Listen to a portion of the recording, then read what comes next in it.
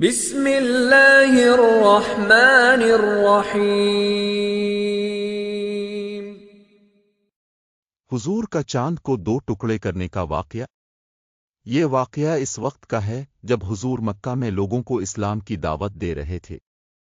قریش کے سردار آپ کی دعوت کو رد کر رہے تھے اور ان سے معجزات کا مطالبہ کرتے تھے تاکہ وہ دیکھ سکیں کہ آپ واقعی اللہ کے رسول ہیں۔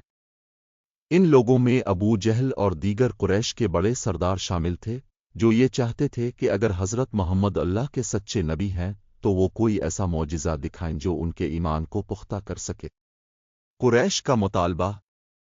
قریش کے سردار آپ کے پاس آئے اور کہا، اے محمد، اگر آپ واقعی اللہ کے رسول ہیں تو ہمیں آسمان سے کوئی نشانی دکھائیں۔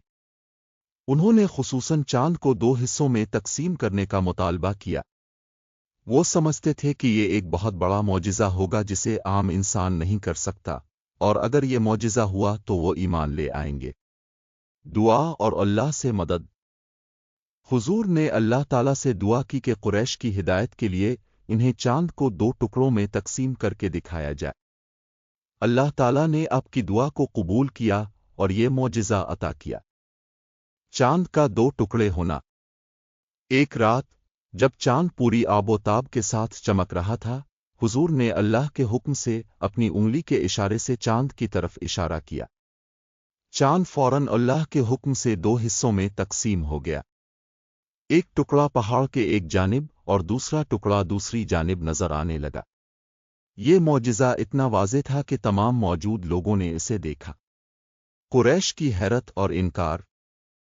قریش کے لوگوں نے یہ معجزہ اپنی آنکھوں سے دیکھا اور وہ حیران رہ گئے۔ تاہم ان کے دل اتنے سخت ہو چکے تھے کہ انہوں نے ایمان لانے کے بجائے اس معجزے کو جادو قرار دیا۔ انہوں نے ایک دوسرے سے کہا، یہ تو محمد کا جادو ہے۔ پھر انہوں نے سوچا کہ شاید یہ جادو صرف ان پر اثر انداز ہوا ہے، اس لیے انہوں نے مکہ کے باہر سے آنے والے مسافروں اور دیگر لوگوں سے پوچھا کہ آیا انہوں نے بھی چاند کو دو ٹکڑوں میں دیکھا۔ جب انہیں تصدیق ملی کہ واقعی سب نے یہ منظر دیکھا ہے، تب بھی انہوں نے ایمان نہیں لایا اور یہ کہا کہ یہ تو محض ایک جادو ہے۔ قرآن میں ذکر۔ اللہ تعالیٰ نے اس واقعے کو قرآن مجید میں بھی بیان کیا ہے۔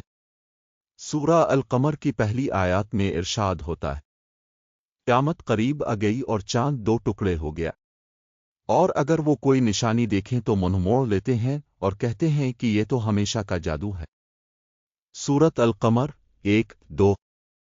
یہ معجزہ اللہ تعالیٰ کی قدرت کا اظہار تھا اور اس کا مقصد یہ تھا کہ قریش کے لوگوں کے سامنے ایک واضح نشانی پیش کی جائے تاکہ وہ اللہ کے رسول کی سچائی کو تسلیم کریں۔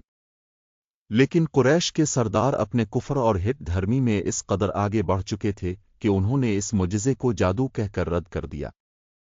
چاند کے دو ٹکڑے ہونے کا یہ واقعہ ہمیں یہ سبق دیتا ہے کہ اللہ کی نشانیوں کو دیکھ کر بھی اگر انسان کا دل ہدایت کو قبول کرنے سے انکار کر دے تو اسے ہدایت نہیں ملتی۔